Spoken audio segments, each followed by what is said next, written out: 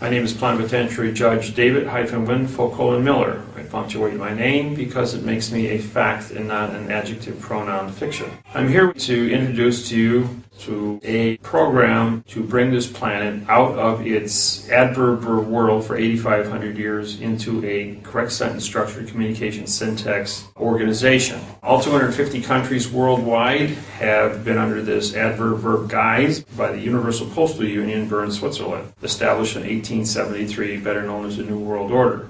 This technology has been perfected, and misinformation, privileged few are allowed to go free from committing crimes, and others are slapped with serious fines, prison terms for absolutely nothing. When you go looking for case law on the correct sentence structure communication syntax, you will not find anything. You have to be competent enough to understand what the correct sentence structure communication syntax means in order for you to have the knowledge to win your lawsuit. Correct the language that is wrong. The syntax is now on the table. We will write the contracts, the treaties, the trusts, the constitutions, so that the people of the world all know where they stand. And if they know where they stand in a mathematical procedure of communications, written frontwards and backwards, so that no matter how they look at it, there is no subjective interpretation as to what it means or how it is said. And so with this level of accuracy, we are going to change this world. We are going to bring it together under one world order of correctness, just like mathematics. And we're going to use prepositional phrases, and we're going to do it in the correct manner.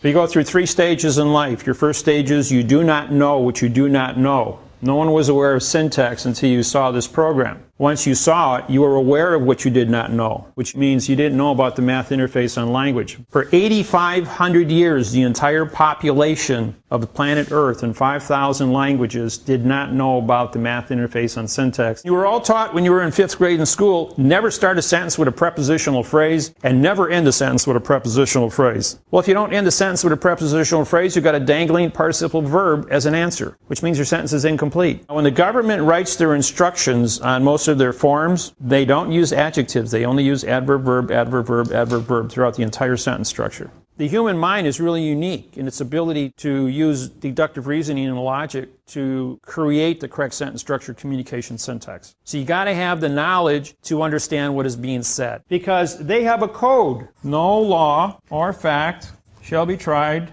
in court. That is their law. That is their oath. Every judge, barrister, lawyer, attorney, worldwide, all countries, all languages swear to this, because for 8,500 years, language has been bastardized. It is adverb-verb illusion. An, act. A-C-T. All words that start with a vowel. A, E, I, O, and U are followed by 2 consonants, means no contract. You're going to say, where do I find that rule? Look up every word in the dictionary that starts with a vowel and 2 consonants. And all the synonyms that reflect that word, and you will find a no contract, a negative condition of state for every single word. In 4700 BC, Pharaoh said, "So it is written, so it shall be done." There was a reason for that, because oral contracts cannot be seen or proven. Because of the argument, did you hear what I said, what I meant, what I said, when I said, what I meant, what I said? If you don't see it written, you can't prove it. When you write a contract, you go into court, you have a syntax document. Every single sentence is its own independent court as you make an argument. We're not dealing with 150 to 1 variables in an oral conversation, so your paperwork is going to speak for you. It isn't what's written here. I'm writing to show you how many ways I can write it to show you the variables, but when I speak it in one terminology, which one of the 150 variables up here that I just say to you? You don't know that. And because you don't know that, you're going to make a presumption, opinion, presumption, guess, perjury, a lie. How many different mistakes can you make?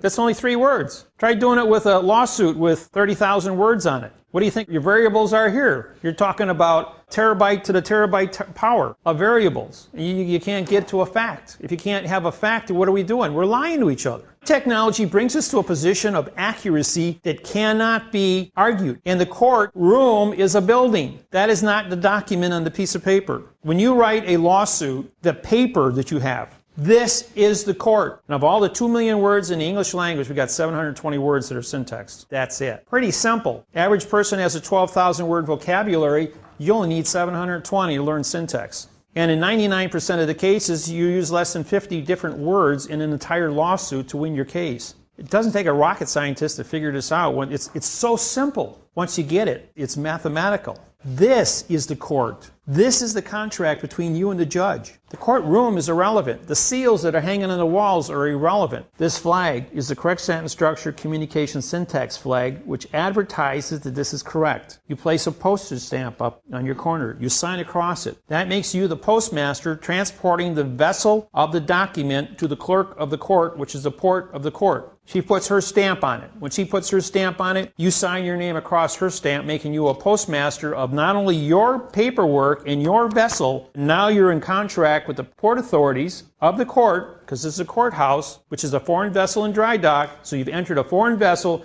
Now you're the postmaster and clerk of a foreign vessel in dry dock. Now you've got a 24-karat gold bonded document that has to go into court. But if you're going to sign the stamp on the front, you have to also endorse the back of the top of the cover page, because that's called an endorsement. How many of you can cash a check at the bank without endorsing your check? Nobody. You're going to use your navigator stamp. Your navigator stamp has 2 bars through the dollar sign. You have your dollar signs come in 2 forms. This is a Federal Reserve note, and that's a gold certificate. In the United States, since 1900, the red fox stamp was the only one that was published with 2 bars through the dollar sign. And that was published on the 2nd of November 1999, when the United States ended its 3rd bankruptcy and became sovereign. By bringing communication skills down to a math problem, we remove the ability of an individual to lose his temper or maintain an argument. What we're doing here in syntax is we're showing you that the Bible is written in the Quran, in the Jewish Bible, and all of these different communications worldwide are written in adverb verb. They've left the words out. Why they leave the words out? Because they can control you. So by learning syntax, you can go back and put the missing words in. In now time, you can remove the prefixes and the suffixes, which are the past and the future, and go to the root words. Then find a root word that means now time information, not the future, not a word that means no contract. If you go through any Bible phrase and you see a word that starts with a vowel and 2 consonants, get a book of synonyms, look up all the synonyms, and list those down, and put those in, and then put the correct prepositional phrase in front of that word. You will learn how to build a sentence correctly from that phrase. And that's why this technology scares the courts. Because no law, which is a negative condition,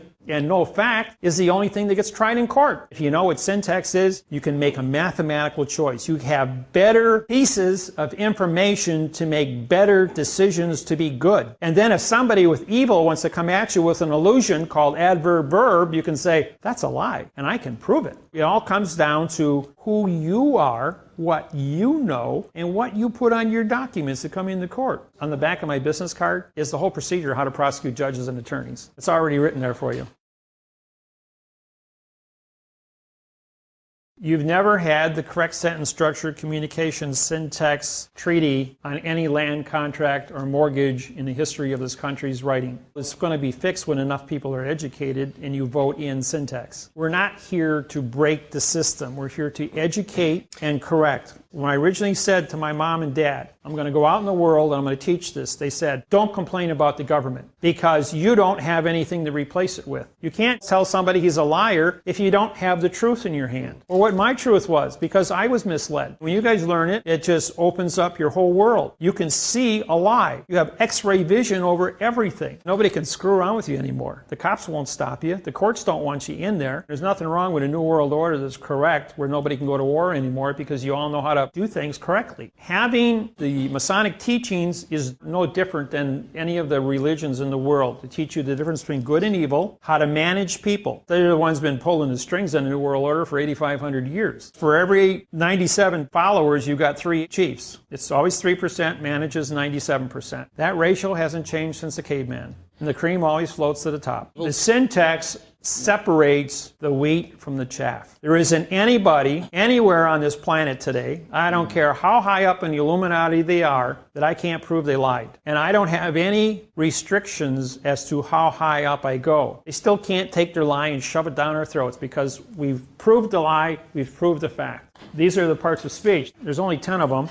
The adverb is used more in language worldwide than any other syntax of communications. Now, the adverb is a modifier. Also remember a vowel and two consonants. The adverb operation of syntax is a no contract issue because you're modifying the condition of a fact. If you're going to modify something, that's perjury because it's no longer the original fact. When you take a fact and you modify it with an adverb, it becomes what's called a gerund verb, which means a noun used as a verb. It's still a lie. It goes back to a math problem. Is 3 times 3 times 3 equals 27, right? So if I have a fact times a fact times a fact, I'm going to get a fact. But if I do 3 times 3 times 3 times 0 equals 0. Or if I divide, it's still going to be 0. Because a fact times a fact times a fact times a lie equals a lie. There's your math interface. On add, subtract, multiplying, dividing, you can have a sentence with, let's say, 30 prepositional phrases, completely done correctly, and take the word for out instead of for the witness's knowledge, and then go ahead and write 29 prepositions in the correct order in the sentence, but because you dropped the first 4, now you got an adverb, adjective, pronoun all the way to the end of the sentence, and you've lost all prepositional phrases because you committed a lie to start the sentence, therefore you've lost everything. You can't make any mistakes in this technology. The math will not support it. We use the math to go and check it frontwards and backwards. When you write a sentence backwards, you have to use the opposite prepositions. Every sentence we write starts with a preposition for. You have 2 verbs, is and are, and the word that follows the verb is the word with. These positions of where these prepositions and articles take place are very unique because every sentence is a complete court hearing. You got to follow the rules in every sentence, and you can't violate them. You make one mistake in the whole entire document, you made a presumption before the fact, it proves you don't know what you're doing. Don't do something by yourself. Always work as a team. I don't care, the more people you got in your team, the better, because then you got more years of experience to check. That's why law firms do not have a lawyer working alone. He always has 5 or 10 other lawyers reading and signing his papers to say he did it right. The only word that can follow a pronoun is an adverb or a period. When you take 2 nouns and you put them together, black pen. Black is a fact, pen is a fact. But black colors the pen. Therefore, the black now becomes an opinion. Is this a charcoal pen, an ebony pen, or a black pen? See, I can have, there's 1,200 shades of black. So what shade is it? It's subjective interpretation as to what it means, so therefore it's an opinion. Like he has a red shirt on. Try and explain color red to a blind person that's never seen color. Impossible. So your opinion of an adjective to color something or to modify something is impossible. Therefore, your opinion, presumption, modification